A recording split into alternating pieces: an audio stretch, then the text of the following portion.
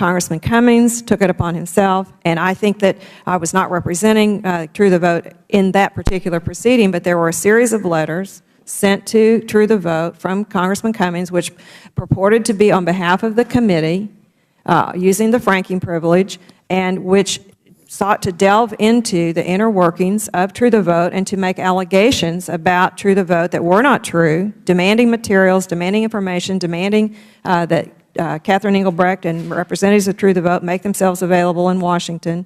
And frankly, we think that is improper, and we will deal with that in a different proceeding. But we also, we also want to know whether there was any effort. We want to get to the bottom of how these coincidences happened. And we're going to try to figure out whether there was any staff of this committee that might have been involved in putting True the Vote on the radar screen of some of these federal agencies. We don't know that, but we're going to do everything we can do to try to get to the bottom of how did this all happen. The gentleman yield. Yes. I want to thank the gentleman for his courtesy. What she just said is absolutely incorrect and not true. Letters were sent out as the ranking member. I am the ranking member of this committee. I did nothing different than what Mr. Issa has done when looking into situations. And I don't want to put out there that I was trying to act on behalf of the committee or anything unusual. We were basically looking into voting situations and whether voters were in any way being impeded from voting. I want to thank the gentleman for, and we have the letters, by the way, and they're all and Chairman Issa was sent copies of all the letters. So it wasn't like we weren't hiding anything. Thank you very much. Well, and I thank the gentleman and certainly wanting to make sure that you have the opportunity. And so, Ms. Engelbrecht, the gentleman from Maryland obviously is one that, from a targeting standpoint, so I would just let him follow up on that and make sure and give him the yield to him in terms of following up to assure you that neither he nor his staff or anyone would have contacted the IRS to investigate you and to do that. And so I'd yield to the gentleman and let him give you those personal assurances. Thank you very much, Mr. Chairman. Ms. Mitchell, I just, we have interviewed a whole lot of people in IRS, and perhaps there's still more to be done. And I want to emphasize that the members on this side of the aisle are just as concerned about every single taxpayer being treated fairly. And so we've listened, and we've seen the testimony. And so it's not, and I'm sure we will, if there are things to be corrected, I know that there are a lot of things that have already been corrected based on the IG's report. And so, I just want you to be assured that we care about these issues too. We have constituents who we want to make sure are treated fairly too, no matter who they are, And so I want to make that clear. I also want to go back to Mr. Meadows and want to thank you for, again, yielding. And Ms. Engelbrecht, Mr. Meadows is right. There's no targeting over here. We were just trying to figure out, make sure that no one was unfairly being impeded from voting. And it's a very serious matter for me. But the letters that I sent you, some of them concern a report. And the Institute for Research and Education on Human Rights issued that report in 2012. And their report examined your organization's activities in North Carolina, particularly with respect to where your poll watchers were placed. The report said that your poll watchers, and I quote, and this is a report, and this is what we were trying to figure out whether it was true or not, Mr. Meadows, and it said, go to the polls on Election Day and aggressively challenge the registration, the identity, or eligibility of prospective voters, end of quote.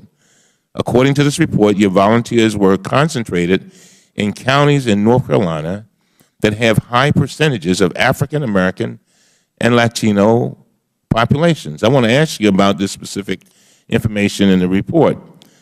First, of the 25 counties in North Carolina with the highest African American population, the report says that True the Vote and volunteers were sent to 24 of them. Is that accurate?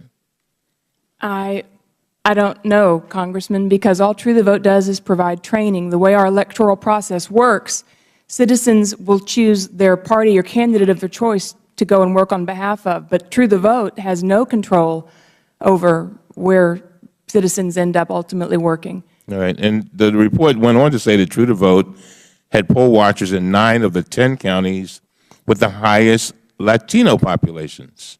So you wouldn't have that information either then? True the Vote provides training. We cannot place volunteers inside of the polls.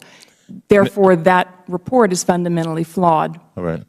By contrast, according to the report, True the Vote had recruits in only 4 of the 25 counties with the lowest Latino population, and I assume that your answer would be the same for that. Is that right? It would seem to me, Congressman, that a volunteer would be sent where there were volunteer needs. All right. And who determines those needs? The party or the candidate that the citizen chooses to work on behalf of, or in some cases the county when they need volunteers sufficient just to keep polling places open.